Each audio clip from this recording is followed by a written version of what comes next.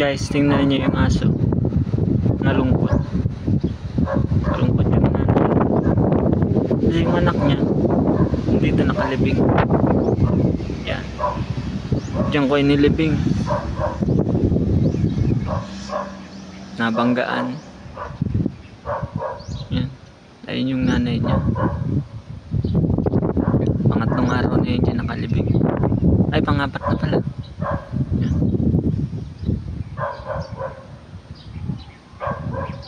Ngayon yung papatunayan na iba talagang pagmamahal ng isang ina sa kanyang anak. Ayan, sinasamahan niya. Kahapon pa namin niya napapansin. Lungkot ng nanay. Gatas. Ayan, tingnan niyo.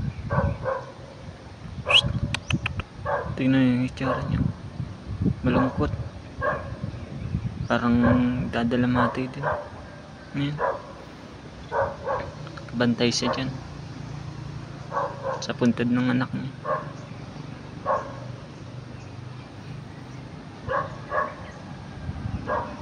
Kawawa naman.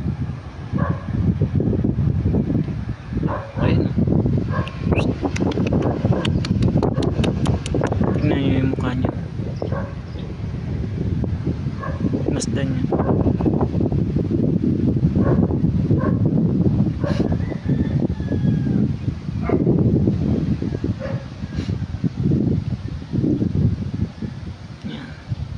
Kaya hindi lang tao ang may pagmamahal sa anak, maging ang aso, mahal na mahal niya din ang anak. Yan. Kung minsan nga mas mabuti pang hayop,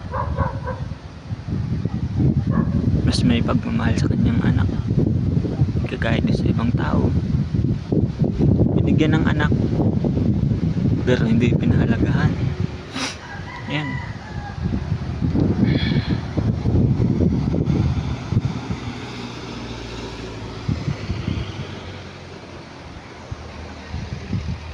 Kawawa naman.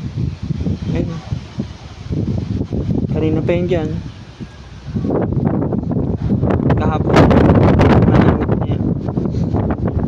Natagpuan na niya. Kasi yung anak niya.